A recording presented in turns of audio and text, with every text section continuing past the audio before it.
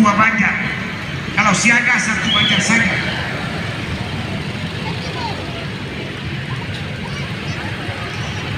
Pencerluaskan dari Jalan Golkar Puncak Desa Pedul Basara Gunung Story Nias, Radio Mersini 103,7 FM bikin hidup lebih baik.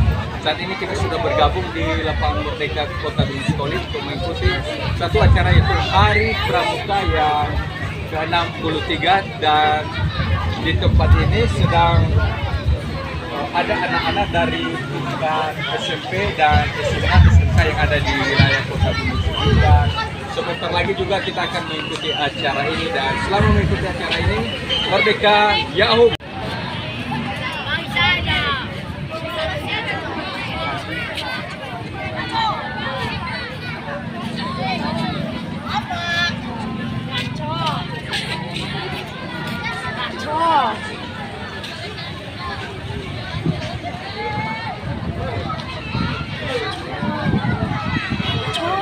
Cek 1 2